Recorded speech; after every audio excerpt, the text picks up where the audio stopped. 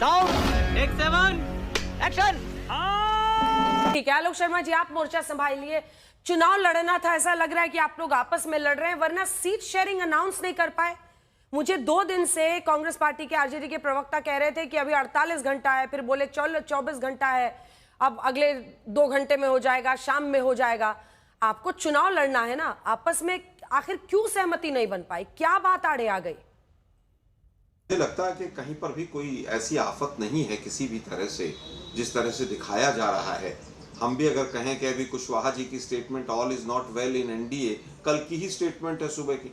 चिराग पासवान के प्रवक्ता 1 हफ्ते से गायब थे मीडिया चैनल से। नीतीश कुमार जी आज बहुत दिन से कोप भवन से निकले हैं, लेकिन आज उनको निपटा दिया गया है। और मांझी जी की क्या क्या स्टेटमेंट है पिछले 15 दिन की, वो सबने देखी है। कुछ चीज़ों पर, कुछ सीटों के ऊपर 1 दिन में, 2 दिन में, अभी 3 दिन हमारे पास है, अगर कोई 2-3 सीटों पर एडजस्टमेंट करना होगा तो वो हो जाएगा। कोई फ्रेंडली फाइट नहीं होगी। महागठबंधन का एक ही कैंडिडेट अंत में चुनाव लड़ेगा। You are right bro. आज देखिए कितनी चालाकी के साथ भारतीय जनता पार्टी ने नीतीश कुमार जी को निपटाया। किस तरह से इतने दिन तक तमाम प्रवक्ता टीवी चैनल्स पर झूठ बोलते रहे, क्या नहीं नीतीश जी सीएम होंगे, नीतीश जी सीएम होंगे। अभी 3 दिन पहले भी एक टीवी चैनल पर इन्हीं के सुधांशु भाई के प्रवक्ता ने मुझे कहा कि मेरे से लिखवा लो, बिल्कुल नीतीश जी सीएम होंगे। लेकिन जब आज पूरी तरह से नॉमिनेशन की भी डेट चली गई, तब इन्होंने पत्ते खोले कि नीतीश जी आप निपट चुके हैं, आप दूसरे शिंदे बन चुके हैं। बिहार में जो हमने शिंदे का हाल किया था उससे बुरा हाल करेंगे, और नीतीश जी की तो मजबूरी है, क्या करेंगे। लेकिन नीतीश जी के कार्यकर्ता बहुत ज्यादा निराश हैं। बहुत बड़ी बड़ी बातें सुधांशु भाई ने अभी कही, लेकिन मर्डर करने वाला जो आरोपी है उसको आपने डिप्टी सीएम बना के रखा है, जिसके ये नहीं पता कि वो डी.लिट कहाँ से की, 7वीं कहाँ से की, 10वीं कहाँ से की। तमाम लोगों ने देखा, ऐसे ऐसे लोगों को आपने वहां पर नेता बना रखा है, और आप दूसरे दलों के ऊपर सवाल उठाते हैं। ऐसे तो नहीं होता है। डीएनए की बात करते हैं। अरे भाई डीएनए किसने पूछा था? तो मोदी जी ने पूछा था ना, बिहार का डीएनए, और फिर बोरे भर भर के वहां से डीएनए आ गए थे यहाँ पीएमओ। ये भी याद होगा आपको। कोई भी किसी भी राज्य का मुख्यमंत्री होगा, वो कहेगा कि मेरे राज्य के लोग ज्यादा अच्छे हैं दूसरे राज्य से, मेरे राज्य का ज्यादा अच्छा डीएनए। इसमें कौन सी बड़ी बात है भाई? अगर नीतीश जी कहेंगे तो वो भी कहेंगे कि बिहार के लोगों का डीएनए पूरे देश से ज्यादा अच्छा है। मैं भी कहूंगा, आप भी कहेंगे, अंजना जी भी कहेंगे। कोई भी मुख्यमंत्री होगा तो वो कहेगा। इसको इशू नहीं बनाना चाहिए। इशू ये बनना चाहिए कि 20 साल से आपकी सरकार है, पॉवर्टी इंडेक्स में कहां पर हैं आप? 94 लाख फैमिलीज ऐसी हैं जो 200 रुपए से कम कमाती हैं, उस पर बात नहीं करेंगे। 10 दिन तक तो टाइम खा गए, मोदी जी की माता जी को गाली दे दी, फिर उसको गायब कर दिया। वो कहां चला गया वो गाली देने वाला? क्योंकि भाजपाई था वो जेल में है, उसके परिवार वाले भी नहीं मिल पा रहे हैं। अगर वाह मोदी जी, वाह वाह वाह। मीडिया के साथ ही अंजना जी जाकर उसका इंटरव्यू करती तो पता चल जाता कि बीजेपी ने कुछ पैसे वैसे तो नहीं दिए थे।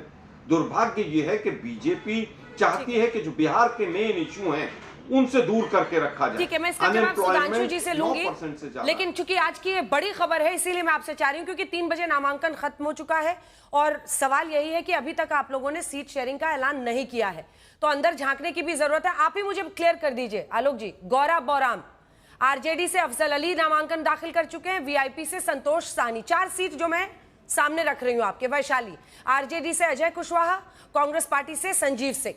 बछवाड़ा की सीट जहां कांग्रेस से शिव प्रकाश गरीबदास और सीपीआई से अवधेश राय। 4थी सीट बिहार शरीफ, कांग्रेस से उमेर खान और सीपीआई से शिव कुमार यादव। अब यहां पर फ्रेंडली फाइट नहीं होगा तो क्या होगा? एक वापस लेगा, कौन वापस लेगा? अंजना जी, अंजना जी, वाह बेटा, लगता है तुम गू खा के ही मानोगे। 125 से 150 सीटों का ऐलान सब लोगों ने अपने अपने कैंडिडेट्स का उससे भी ज्यादा कर दिया है। अगर उसमें से कहीं पर 3-4 सीटों पर आपको प्रश्न चिन्ह नजर आ रहा है तो स्वाभाविक है उस प्रश्न चिन्ह के ऊपर चर्चा होनी चाहिए। मैं फिर आपको आश्वासन देता हूं, 1 दिन रुकिए, कल तक ये सारे चीजें जो हैं वो पूरी तरह से सिमट जाएंगी। जब लगता हो सभी कैंडिडेट्स को कि हम जीत रहे हैं, महागठबंधन जीत रहा है, तो स्वाभाविक है कि वहां पर ज्यादा से ज्यादा लोगों को अपेक्षा रहती है कि हमें टिकट मिले, और सभी सीटों के ऊपर सभी राजनीतिक दल भी चाहते हैं। मामला कहां फंसा, कुछ तो बताइए आलोक जी, कहां फंसा? क्या मतलब ईगो क्लैश हो गया? देखिए, सीट ज्यादा था, क्या प्रॉब्लम थी? कहीं पर चुप हो जा, 7वीं फेल, चुप हो जा। कोई ईगो क्लैश नहीं है। देखिए, कुछ चीजें ऐसी हैं, क्या मुकेश सहनी जी को बार बार ये कहना कि मुझे पहले ही डिप्टी सीएम डिक्लेयर कर दो, क्या वो ठीक था? गठबंधन की बात है तो सब मिलके बैठ के तय करेंगे, सब चीजें होंगी। इस तरह की 1-2 चीजें रही, और हर दल चाहता है जब कोएलिशन पार्टनर्स होते हैं कि मुझे ज्यादा से ज्यादा सीटें मिलें। लेकिन मुकेश तो सहनी उसमें को कहीं पर डेप्यूटी कोई सीएम डिक्लेयर दिक्कत करने नहीं पर है। क्या तेजस्वी जी तैयार थे? आलोक जी वो चाह रहे थे। देखिए, मेरी तेजस्वी जी से ना तो बातचीत आज तक हुई है ना अभी होगी चुनाव तक, जब तक वो बहुत बिजी रहेंगे। लेकिन इतना जरूर है कि गठबंधन में सब चीजें मिल बैठकर ही तय की जाती हैं। चलिए, तेजस्वी जी से तो आप मिली थी, आप पूछ लेती उनसे। देखिए, मुझे लगता है कि झांसे में तो नीतीश कुमार जी को रखकर इन्होंने निपटा दिया, और झांसे में रखकर इसी तरह से शिवसेना को निपटाया था एक धड़े को, और झांसे में रखकर अकालियों को भी ऐसे ही निपटाया था। इनके साथ जो भी गठबंधन करता है उसको झांसे में रख के आखिरी दिन निपटा देते हैं ये। मैंने कहा कि हर मुख्यमंत्री अपने राज्य के लोगों को श्रेष्ठ कहता है, इसमें कहाँ पर दिक्कत है भाई? इसमें कहीं कोई दिक्कत नहीं है। मैं अभी चाहूँगा कि मेरे यहाँ के लोग ज़्यादा अच्छे श्रेष्ठ रहें, अच्छे रहें, लेकिन मोदी जी ने डीएनए की बात क्यों की थी उसको भूल गए आप दिक्कत मुझे क्रेडिट नहीं चाहिए। यह है कि बुद्ध की भूमि पर 12 रेप पर वीक होते हैं और 12 मर्डर पर वीक होते हैं, उसके ऊपर चर्चा नहीं करना चाहते। आप एनसीआरबी के आंकड़ों पर चर्चा नहीं करना चाहते। 10% से कम लोग हैं जो 12वीं पास कर पा रहे हैं, ड्रॉप आउट रेट हाईएस्ट है बिहार में, उस पर चर्चा नहीं करना चाहते। आप माता सीता की तो बात करना चाहते हो, लेकिन वो बच्ची जो मुजफ्फरपुर से पटना जिसको इलाज मिलना था उसकी बात नहीं करना चाहते हो। आप बात करना चाहते हो कि माता सीता की वजह से बिहार है। अरे भाई, मैं तो कहता हूं आज की हर बच्ची माता सीता का रूप है। आप उनकी रक्षा करने में नाकाम क्यों हैं? एनसीआरबी के आंकड़े कहते हैं दिल्ली और पटना सबसे अनसेफ सिटी है, उसके ऊपर बात नहीं करना चाहते हैं। एग्रीकल्चर में 4th नंबर है नीचे से, और पर कैपिटा इनकम में ऑलमोस्ट लास्ट है, उस पर बात नहीं करना चाहते। देश संकट में है। जीडीपी का कंट्रीब्यूशन 3% है बिहार का, 12% पॉपुलेशन है, आप उस पर बात नहीं करना चाहते हैं। फिजिकल डेफिसिट 9% है, राजकोषीय घाटा, और कर्जा जो है लगभग 5 गुना 7 गुना बढ़ता चला गया है। अनएम्प्लॉयमेंट रेट 9% है। यहां पर तमाम चीजें जो नेशनल एवरेज है उससे कितनी बुरी हालत में आप उस पर नहीं बात करना फिर चाहते। आप दोनों के बीच में ही बहस रह जाएगी। फिर आप दोनों चाहते के ही बीच में बहस रह जाएगी। आप हाथ उठा रहे हैं जवाब देने के लिए, तो सिर्फ 2 बताइए लाइन में ना दीजिए भाई, मुझे। वो RJD versus utilisation JDU certificate दिखाना है 70,000 करोड़ जल्दी से, का जल्दी से। चला गया वो। सुधांशु जी, किसको झांसा दे रहा है, कौन साझा हो रहा है, ये दिखाया जाए। जयंत जिज्ञासु और अभिषेक झा को एक साथ दिखा दीजिए। जयंत जी, कौन किसको झांसा दे रहा है? वो महाराष्ट्र याद करा रहे थे, तो बाद में उद्धव ठाकरे की पार्टी भी बोलने लगी कि अगर सीट शेयरिंग ठीक से होता, पहले से उद्धव ठाकरे को सीएम कैंडिडेट दिखाया गया होता, तो महाराष्ट्र में भी अच्छी परफॉर्मेंस होती। यहां पर किसका ईगो आड़े आया? वो कह रहे हैं कि मुकेश सहनी डेप्यूटी सीएम चाहते थे, ज्यादा सीटें चाहते थे, यहां पर पेच फंसा क्या? सीट शेयरिंग नहीं अनाउंस कर पाए आप लोग? देखिए, ये हम लोग एक लोकतांत्रिक गठबंधन का हिस्सा हैं, और जितने घटक दल हैं वो सब जमहूरी मिजाज के हैं। ये तो कोई डिक्टेटोरियल रेजिम में ऐसा होता है कि कोई सिंगल लीडर प्रोजेक्ट किया जाए और उस एक नेता के इर्द गिर्द सारी बहस केंद्रित हो जाए।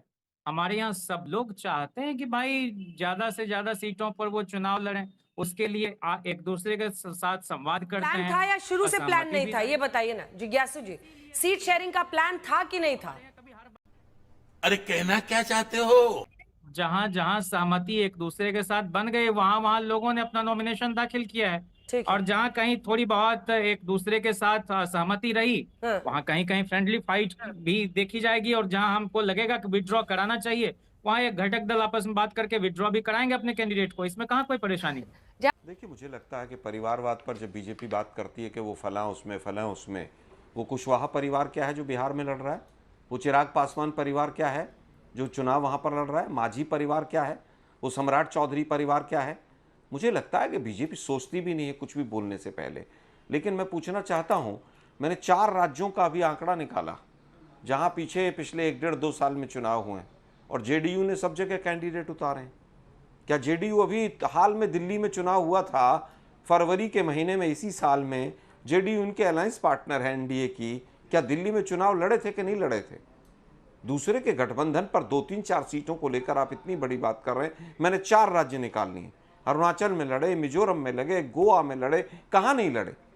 कितने राज्य हैं जहां पर जेडीयू छोड़िए शिवसेना लड़ती थी, जो इनके साथ अलाइज रही बहुत लंबे टाइम तक। इवन राष्ट्रपति के चुनाव में क्रॉस वोटिंग करते थे सब मिलकर।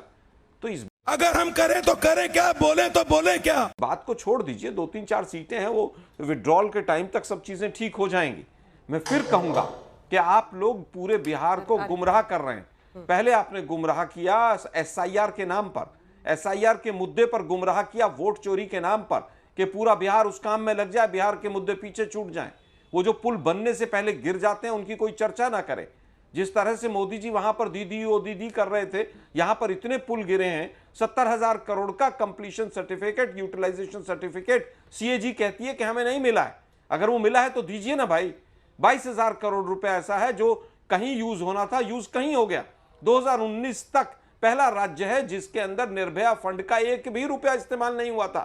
सुशांत सिंह बाबू के हाल में रेप के और उसके तमाम आंकड़े एनसीआरबी के मैंने बताए, क्राइम रेट में 25% की पिछले 3 साल में ग्रोथ है। और फिर आप कहते हैं आप केवल हिंदू मुसलमान कर सकते हैं, दूसरी पार्टियों में ताका जाकी कर सकते हैं। अरे भाई 20 साल हो गए, अब बताइए ना 20 साल में आपका परफॉर्मेंस कैसा है? लोएस्ट। जनता माफ नहीं करेगी। आप लोग मुद्दा बना रहे हैं, चेहरा दिखाकर ही हज पर भी जाया जाता है, पहचान होती है, पासपोर्ट भी बनता है, आधार पर फोटो लगती है। तो वोटिंग की जगह पर अगर आंगनवाड़ी दीदी देखेंगी तो कैसे ये विक्टिमाइजेशन हो गया? मैम आप बोलिए, नरेंद्र मोदी जी 2024 में आए थे, पूर्णिया में बोला था घुसपैठ बतलाए, एसआईआर में कितना बांग्लादेशी, कितना नेपाली, कितना श्रीलंका के लोग आ गए। झूठ की तो सौदागरी बीजेपी करती है। नवाज शरीफ क्या बिरयानी मोदी जी खाते हैं और पाकिस्तान से किसको जोड़ते हैं बार बार? ऑपरेशन सिंदूर के बाद यही बैरिस्टर असदुद्दीन ओवैसी साहब को भेजा गया। और बिहार में बिजली के लिए यही बारसोई कटिहार में गोली कांड हुआ, बिजली मांगने के लिए 2 लोग को गोली मार दी गई, 1 रुपया नीतीश जी की सरकार ने नहीं दिया। इंसाफ, सीमांचल की बाढ़ की तबाही पे कुछ नहीं हुआ, बिहार को स्पेशल स्टेटस नहीं मिला। नरेंद्र मोदी जी ने डीएनए जांच किसका कराया था? आप ही बताइए। यही नीतीश कुमार जी का डीएनए कराया था ना। पटना यूनिवर्सिटी को सेंट्रल यूनिवर्सिटी का स्टेटस नहीं मिला, सीमांचल को स्पेशल स्टेटस नहीं मिला, बिहार को स्पेशल स्टेटस नहीं मिला, एएमयू किशनगंज को 1 रुपया नहीं दिए, एक मुसलमान को टिकट नहीं देते, एक मुसलमान मंत्री नहीं है। किसकी बात करते हैं? ठीक है, जवाब दीजिए। बस हवा निकल गई। वो कह रहे हैं कि जब पैसा दिया बिहार को तब आप लोग कह रहे थे कि बिहार का बजट हो गया। देखिए, हमने कभी बिहार को पैसे दिए जाने पे विरोध नहीं किया, लेकिन 10,000 रुपये आप रिश्वत देकर अगर वोट महिलाओं का लेना चाहते हैं तो स्वाभाविक है कि हम विरोध करेंगे कि 20 साल के बाद महिलाएं बहनें जो हैं वो इनको याद आई। जिस तरह से अभी सुधांशु भाई कह रहे हैं हम तो हिंदू मुसलमान करते ही नहीं। अरे भाई आप तो, आपसे ज़्यादा तो कोई नहीं करता, और देश में सबसे ज़्यादा अगर कोई करता है तो नरेंद्र मोदी जी करते हैं। 80-20 हो, शमशान कब्रिस्तान हो, रामजादे और दूसरा शब्द हो, ज़्यादा बच्चे वाले, मंगलसूत्र छीन ले जाएंगे, पता नहीं कौन कौन से शब्दावलों का इस्तेमाल करते हैं आप लोग हिंदू मुसलमान करने में, और उसके बाद कहते हैं हम तो कुछ करते ही नहीं है साहब। आपसे ज़्यादा तो कोई समाज में विभाजन करता ही नहीं। एनआरसी आसाम में लागू हो गया क्या? आपकी 5 साल से सरकार थी, एनआरसी आपने पूरे देश में लागू कर दिया क्या? यही जेडीयू जो आपके अलायंस पार्टनर है इसी ने मना कर दिया था कि हम ये लागू नहीं करेंगे। नागरिकता, अरे भैया मोदी जी और अमित शाह जी बताएं कि कितने घुसपैठिए बिहार में एसआईआर में मिले हैं? आपके पास कोई आंकड़ा है? इलेक्शन कमीशन तो दुम दबा के भाग गया। Emotional damn it. तो 500-700 लोगों ने कहा कि साहब ये हैं, और 200 लोगों ने खुद मना कर दिया है, 200 लोगों का हम नाम काट देंगे। मतलब यहां तो अभी तो घुसपैठिया सबसे बड़ा मुद्दा बन रहा था। झारखंड में भी बना, दिल्ली में भी बना, बिहार में भी बनाना चाह रहे थे, लेकिन आज आप बिल्कुल किसी भी चीज पे कोई घुसपैठिया शब्द मुंह से निकालने को तैयार नहीं है। देश के प्रधानमंत्री के 4 भाषण उठा लीजिए एसआईआर होने के बाद, अब घुसपैठियों को भूल गए, अमित शाह जी भी भूल गए। कल से वहां बिहार में इतने लंबे लंबे भाषण हो रहे हैं, कोई घुसपैठिया शब्द की बात नहीं कर रहा है। दुर्भाग्य ये है कि आज भी आप जो आज के ज्वलंत मुद्दे हैं उनको नहीं किसी भी रूप में आगे लाना चाहते हैं। अध्यादेश फाड़ा नहीं गया था। राहुल गांधी ने केवल ये कहा था कि इस तरह का अध्यादेश, एक तरफ आप अगर भ्रष्टाचार से लड़ रहे हैं और इस तरह का अध्यादेश आता है तो अगर मैं चाहूं तो उसको डस्टबिन में फाड़ कर फेंक देना चाहिए। और उसी की वजह से आज ये है कि बहुत सारे जो घुसपैठिए का मुद्दा अभी भी उठा रहे हैं। एक बार सुना देते हैं गृह मंत्री अमित शाह। आप कुछ भी बोलो, ये नहीं सुनने वाला। खत्म, bye bye, tata, goodbye, गया।